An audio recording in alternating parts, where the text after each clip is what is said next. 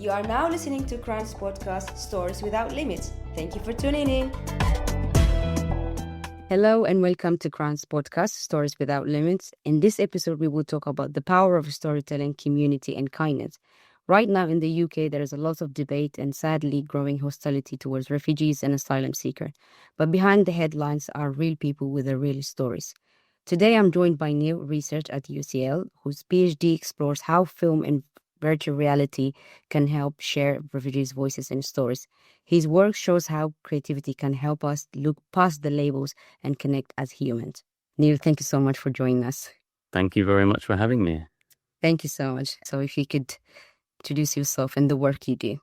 Absolutely, sure. Yeah, so my name is Neil George. I'm essentially a human rights film director. I've been working in the human rights space for over 20 years. A lot of my work over the last, I'd say about 10 years has been working with displaced persons, mostly focusing on like refugees and asylum seekers. I lived in South Korea for just over 11 years where I worked teaching and also as the human rights director. And that's basically where my journey with displaced people kind of started. We'll obviously talk about that in a bit more detail. And currently I am teaching at UCL, and I'm also a PhD candidate, as you briefly mentioned, doing a PhD there as well, which we can again talk about in a bit more detail. Of course. Thank you so much. So Neil, again, the story that I just want to know to start with what was the most profoundly affected you to take this remotely, like kind of choose to consider such a PhD on this topic?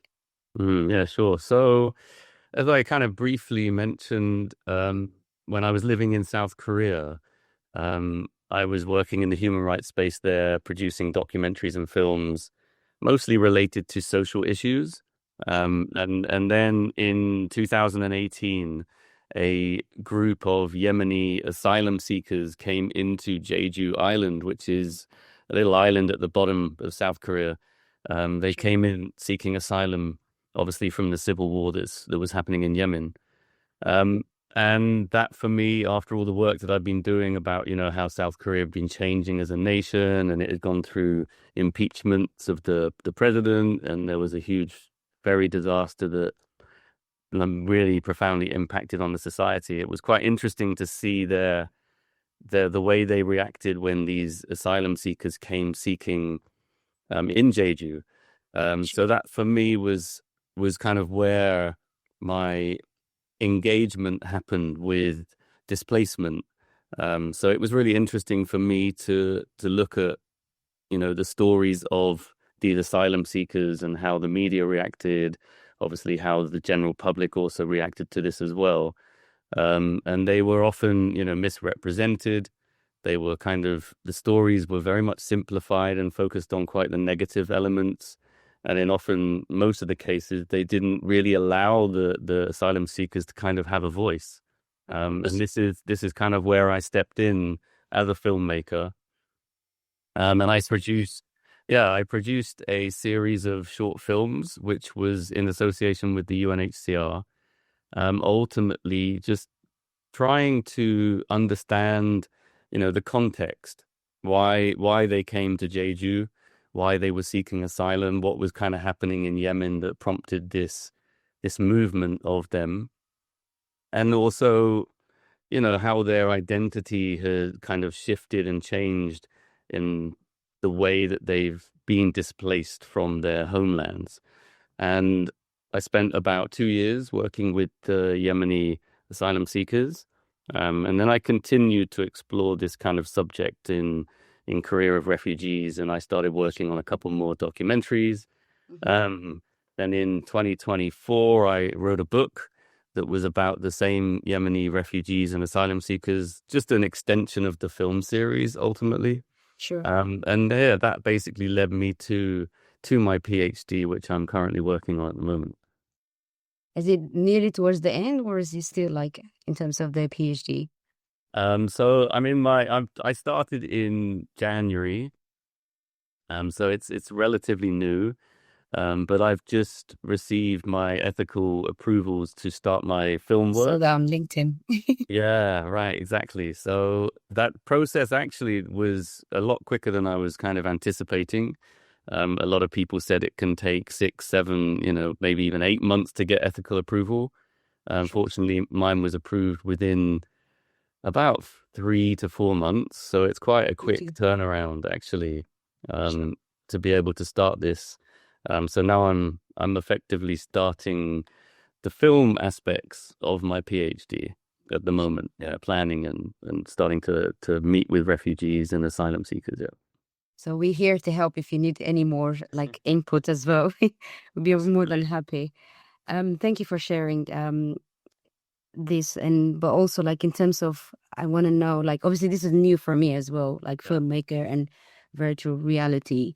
How does that explore obviously the stories? Because as a creative storytelling, and how is the especially with those much hostility and misinformation, again I believe from your the story you was just telling us as well, there is misinformation of how there was no allowing that refugee to explore their experience, but also there was not allowing them just to hear their voices as well. But how does that help in that kind of shift?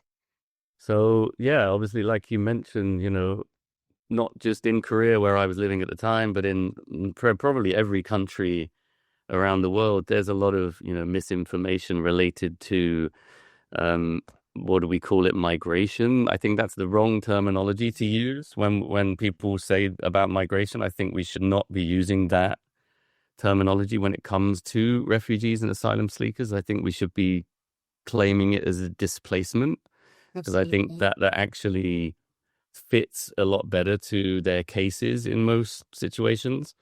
Sure. Um, and what we often see especially in the mainstream kind of media, is everything is just reduced to, either a stereotype, kind of statistics, general facts. And unfortunately, these kind of things are unlikely to change anyone's opinion, when they're just looking at statistics. Like nobody's going to really consider Son, yeah. and understand the individual. And when it comes to displacement, it should be a case of individuality. It shouldn't be about a collective group, which we stereotype as something like, refugees as a, Mhm. as a big scope, because there are numerous types of refugees as well within the context of that. Sure. Um, so for me, this is where, storytelling can play a huge role, Mhm. because stories can connect to audiences in a much more visceral and emotional way than obviously statistics and general facts can. So this is for me what I'm exploring within my research work that I'm doing at the moment, is how, film and immersive storytelling can function in this space. And ultimately it creates a kind of proximity for us where it can bring the viewer much closer to a lived experience of someone who's been displaced.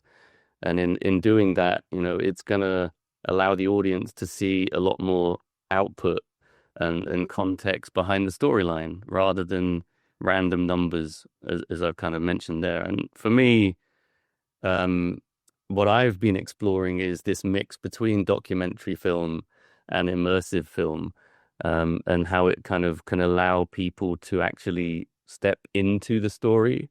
They can feel where the participant kind of has come from. They can feel the space that they've lived in, Oh wow. even the tension that might surround them as people. And of course, the biggest one for me was the kind of like the identity of that person, and how their identity has kind of shifted and changed as they've been displaced and as they've Face to progressed face. through their lives in different cultures, different communities, and effectively how they kind of integrate and assimilate into a new space, which we would call home, essentially, and how that fits to the situation that they've put themselves into. Yeah. I totally agree. And I guess it's like honestly, I do lots of media interview, and one of the things is like I always say people will just have that kind of welcoming approach, and it's okay to have your own opinion, but also like understanding the story rather than just what you've seen in the news.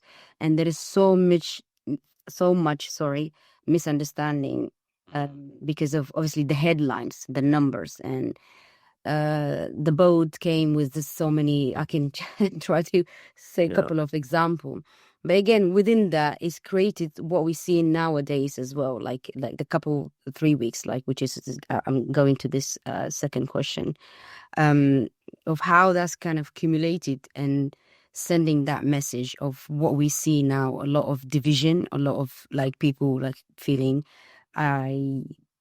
for example, my story that I don't belong to this country or I don't belong to, it's kind of sending all of that kind of negativity.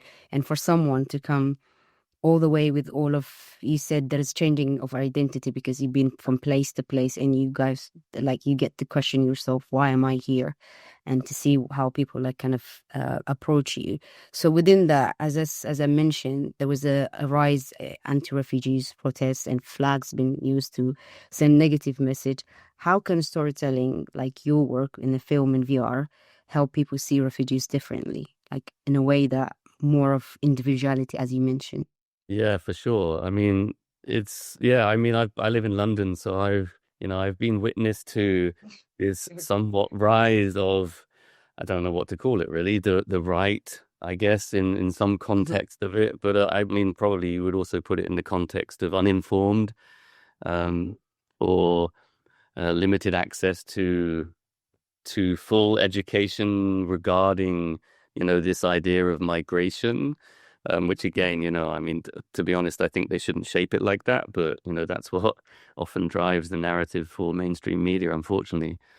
Um, so, yeah, I mean, when it comes to kind of storytelling, I mean, we've seen a lot, for example, of the flags, the George's Cross going up all over the place and people weaponizing these essentially as a kind of symbol of patriotism, um, which I'm fine with. I actually don't have a problem with people being patriotic about their country. I think that's fabulous. That's a great thing to show, and there's a respect. But when it starts drifting into the idea of nationalism, that's where we've got to kind of draw the lines, right? Um, and so I think for the case of storytelling, we're able to kind of reclaim this kind of visual language. We're able to use film to potentially recontextualize what we mean by these kind of visual symbols and attach them to identity. So it might become, you might have a flag in your street or you might have a flag in your house, Yeah. but unless you actually contextualize it into why you've got it, where you've placed it and what you're using it essentially for, it can be quite difficult. So, and this is where storytelling, as we say, like as an individual, and it could be a collective, it could be a small community group or an active group that show this. But if they're telling their story and they're giving the reasons why they're actually using it, I think that makes it somewhat more powerful. Um, and this is why it's being used a lot. We've seen with people like Tommy Robinson and other far right um, protesters, if you want to call them protesters. They're just grabbing onto something that they think that they can associate to and have an explanation for the people that are following them, without actually really thinking about it in a deep context of where these symbols originated from. And that for me comes down to just, simple lack of kind of education, to be honest. So hopefully with things like I'm doing with film and virtual reality, driving the story, story it's not about, lecturing people. Story is about inviting reflection Yeah. and allowing people to watch, think about what's being put in front of them as an audience, as an individual, and reflect on those storylines. And in the hope of doing that, it will shift that kind of narrative from like them as a placement to us as a community and as a group. Yeah. So this is what I've been working on within my film work. Yeah. I guess that like the highlight as well would be for me when of what you just said is on how like people kind of sending that kind message of, because if you will ask any refugees Are you upset for anyone putting their own flags in their country? There was no way they will be like, no, it's upsetting me or anything. Mm. But the idea of how that makes you feel, because I had the podcast with the Guardian before, and then I did say that I used to work. Obviously, my part job is nursing. Mm. Um, I walk like in the after I finish the hospital, and then I see the houses is absolutely fine. But once the protest happening, I see some flags, Yeah. and I'm not triggered by the flags, obviously, but of what that person in the house thinking about me. Because at Mm. this point, it makes me feel like, does he understand my real story, or does he like thinking that I'm not doing anything, even though I just finished my shifts working at the hospital? Because a lot of misunderstanding that we're not doing anything, and then the numbers again with the media, and that all kind of play around of what makes you feel, and that division between they and us. So that's still that I don't like that kind of aspect of it. But it's Yeah. just as you mentioned, that just invite them to understand our story. But it's not about like you're wrong, I'm right. It's not like a debate that we're taking. Yeah. So within that, like it's just again, it's the media. So how do you think that about the UK media nowadays, and especially negative stories such as like this around refugees? Spread so easily everywhere. And the headline, like I Yeah. remember went to my foster care house, and then the news about like the boat and coming, it came like 4 or 5 times a day. Like it's just kind of repeatedly going and going. What do you think that we can tell? How do we tell like balance the story? Yeah, that's like it's an interesting question, as right to kind of even just think about. Yeah. Because the media, like the mainstream media, is ultimately there to sell and make money, right? At the end of the day, that's their kind of primary goal. And unfortunately, in our society, negativity sells, like fear, um, and outrage, I guess would be the ultimate one as well. That unfortunately is far more powerful than happiness and hope. Indeed. So that's driving the form in what we think about when it comes to media and how they're gonna ultimately approach their own narrative when it comes to telling stories, whether it's couldn't it doesn't even need to be about refugees and asylum Yes. seekers. It could be anything effectively.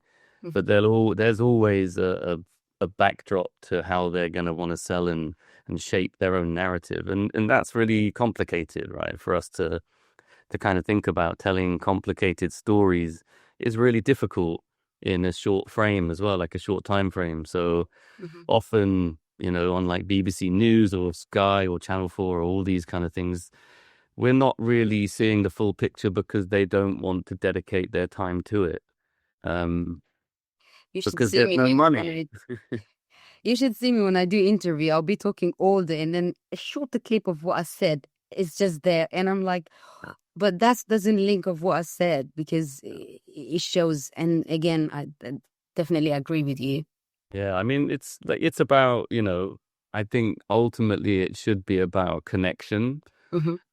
and trying to connect the story that you're telling to the audience that you're aiming to talk to. True.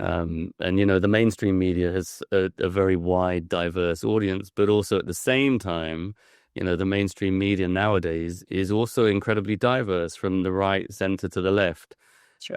And that in itself is going to control where their narrative is going to spill into.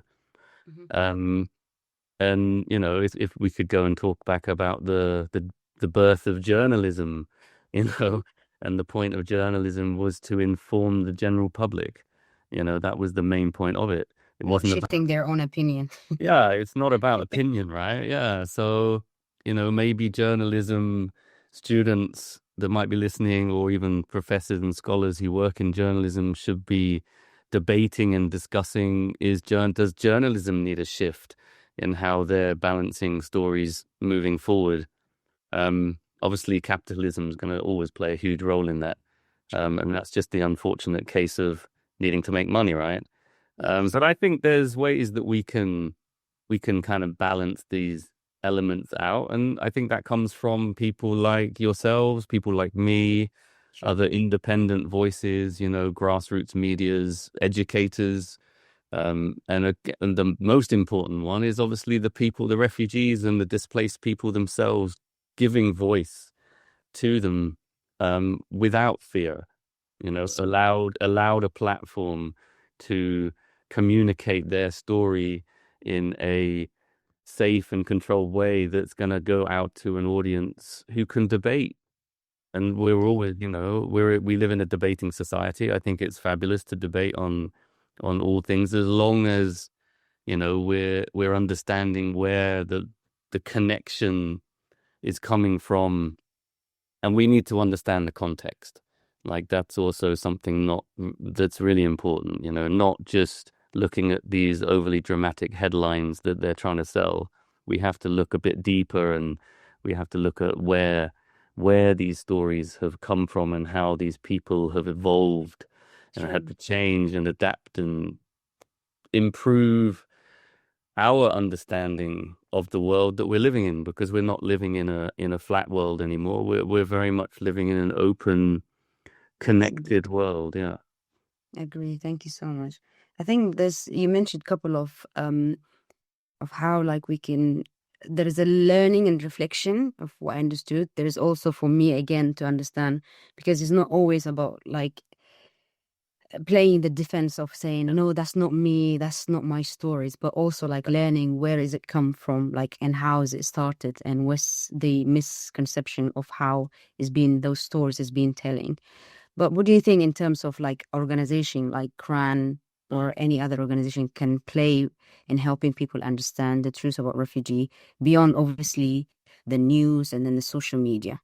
Yeah, again, this is, it's very interesting. And I think Similar of what you said, I think so. it's like we can just expand a little bit, right? I mean, obviously, I would imagine that a large number of, charitable organizations that work with refugees and asylum seekers, displaced people, are already doing Yeah. the right things. So I don't think it's about, how you can, is there something more you can do?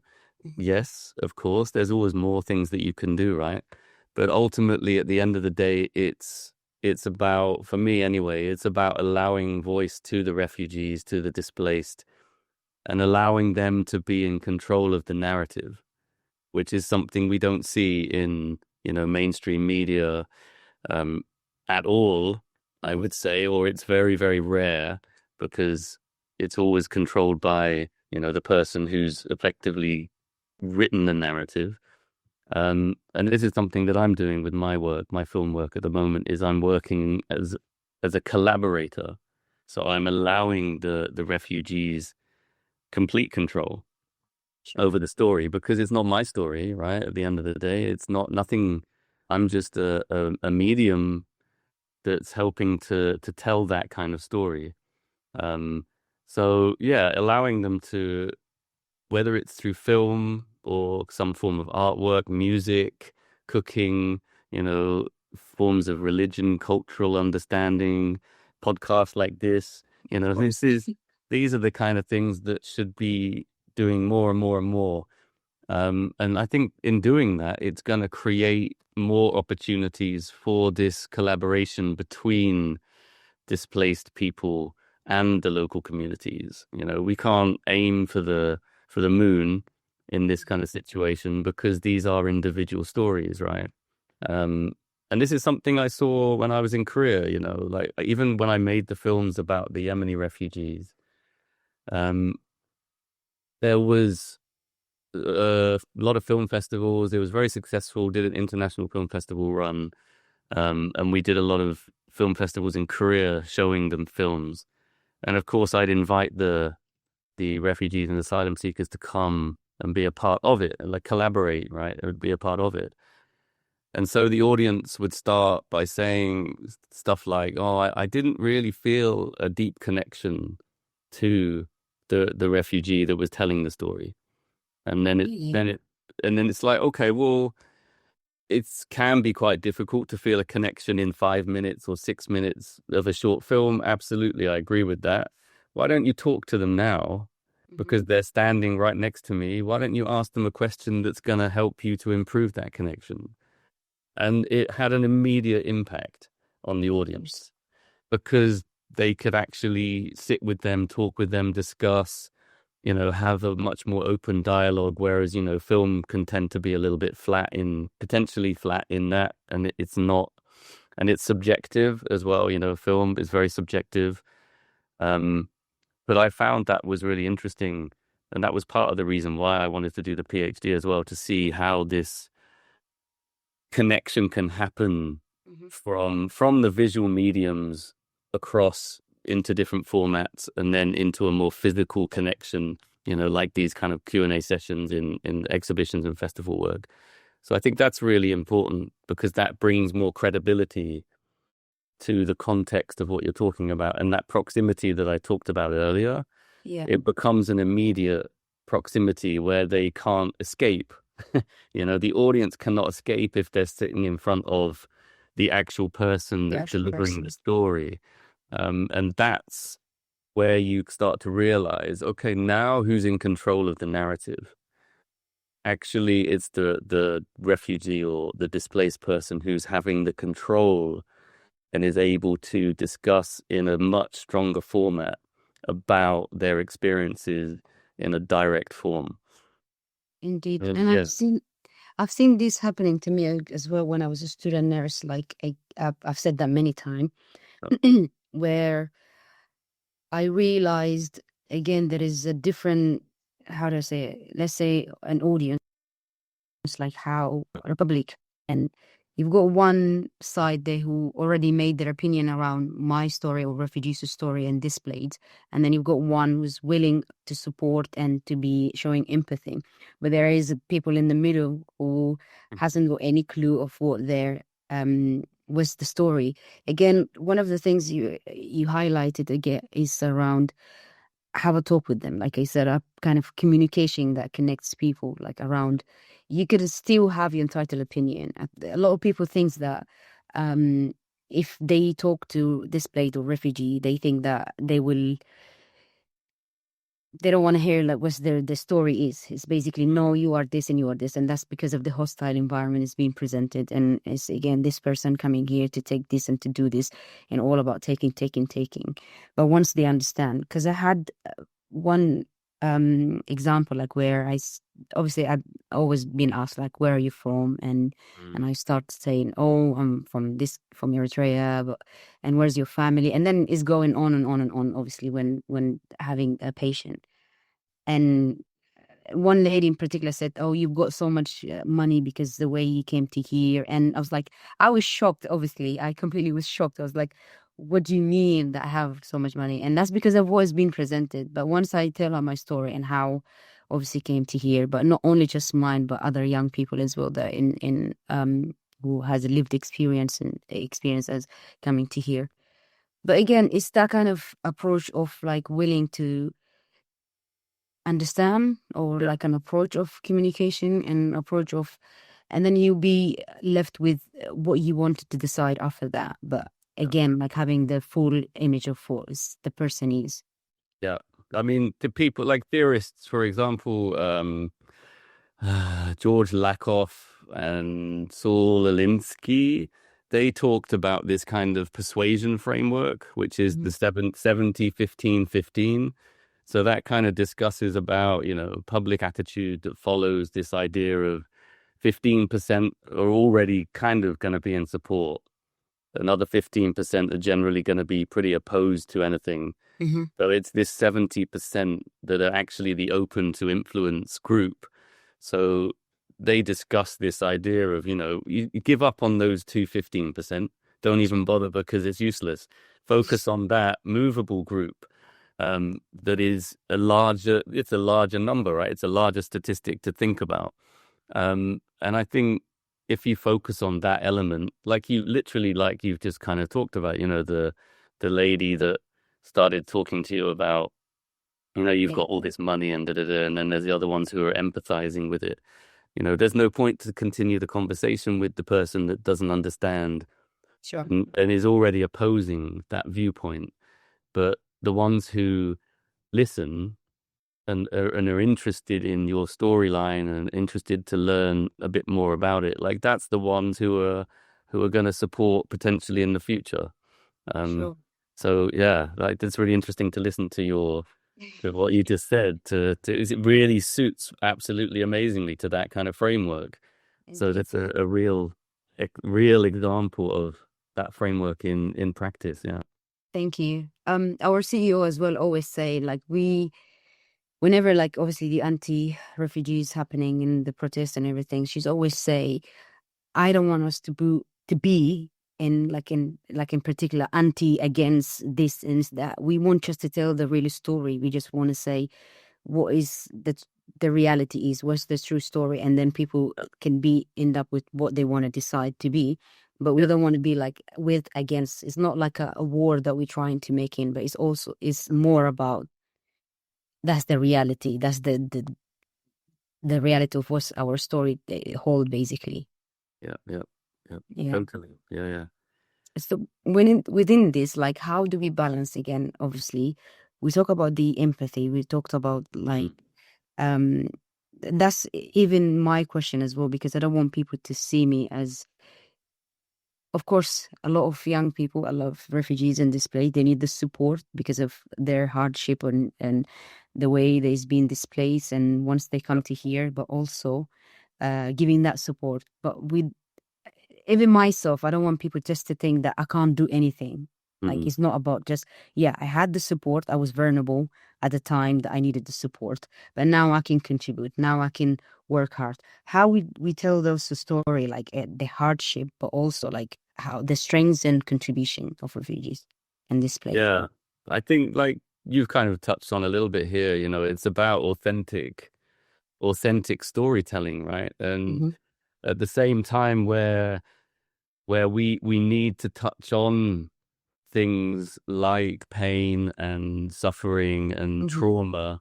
At the same time, we need to talk about resilience and integration and adaptation to what they've been through and where they're coming. And this is something that this is also what I'm kind of doing is looking, and that kind of shapes the identity of a person. Sure. Everything that you go through, um, irrelevant of the country that you were born in and where you now currently are living, right? Your Yes. identity is shaped by numerous factors. So being open to, that and making sure that, like I've said before, like this kind of authorship, making sure that that refugee or the displaced community or, whoever is telling the story are in control of that narrative. Mm-hmm. That's super important. And that's often something filmmakers and, especially journalists and media moguls, they don't like to give up, right? Because they ultimately want to control the narrative and shape it in the direction that they want to do it. So by giving the control back to the people who the story is actually about, this is something that's ultimately going to drive um, both the interest of where it's coming from and obviously for the audience that we're seeing. For example, like For Sama, I don't know if you've seen the documentary For Sama a few years ago. That was ultimately almost like a point of view of going through a war in Syria and displacement, but it was so easily connected because we were seeing their daily life as it was progressing from point to point, before, during, and after, ultimately. Um, but it wasn't about sadness. It wasn't about, oh, look at these poor people being Yes. bombed. And it wasn't about that, right? It was actually about the resilience of community and the power of film in these given contexts. And so when people started to see it like that, the power was in the holder of the camera. Sure. And that holder of the camera was, you know, the mother and the hospital workers and the father. They were the ones that were ultimately controlling the narrative. So those kind of films really show the disparity.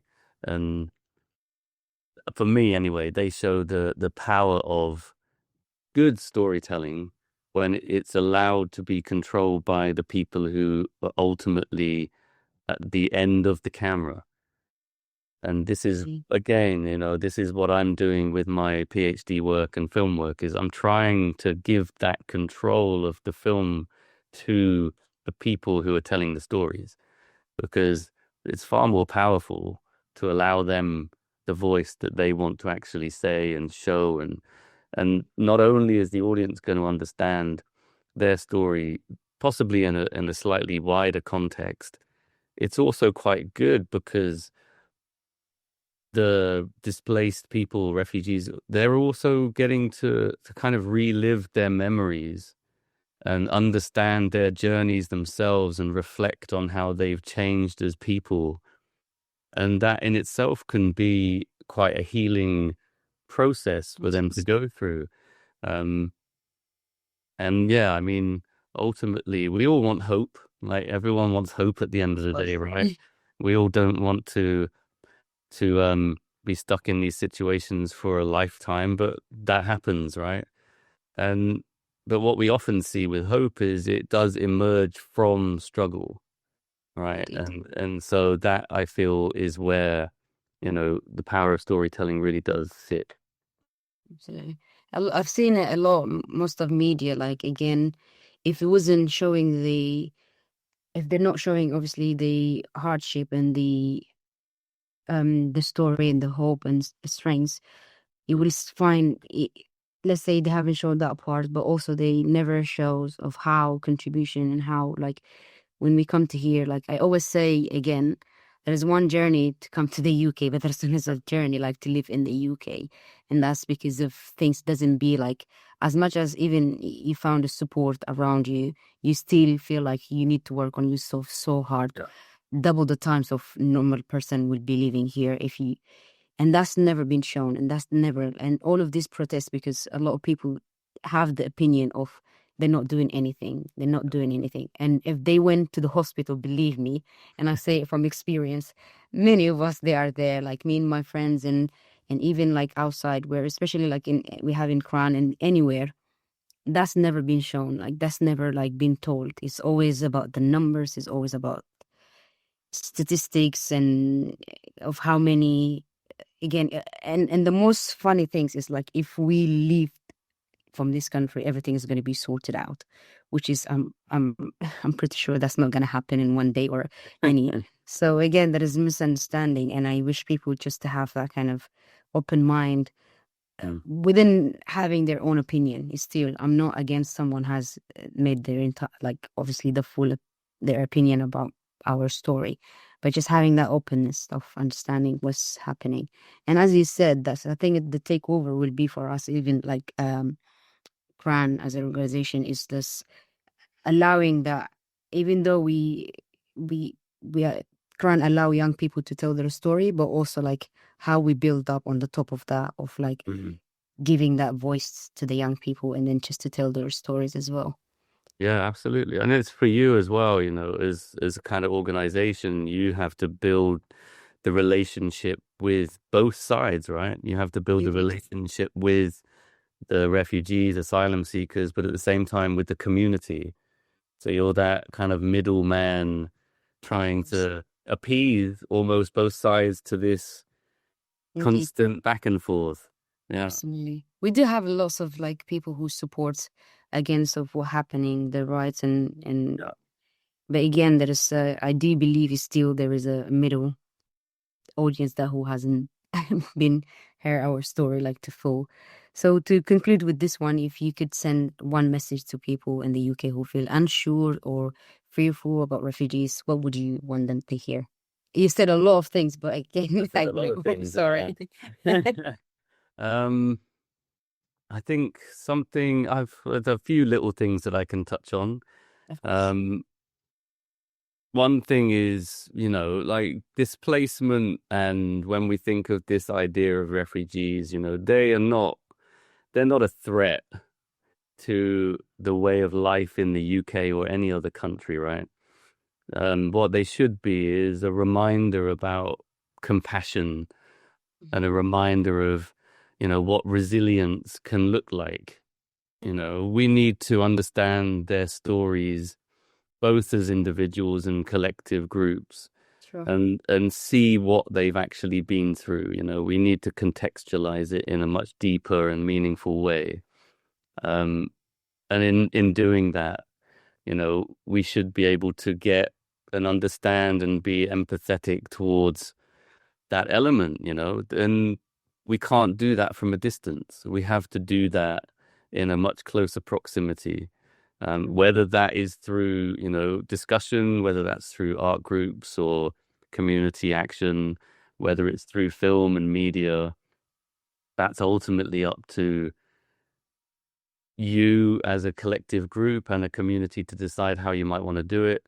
And you're not, we're all human beings at the end of the day. We all go through many life struggles. Sure. Some more than others.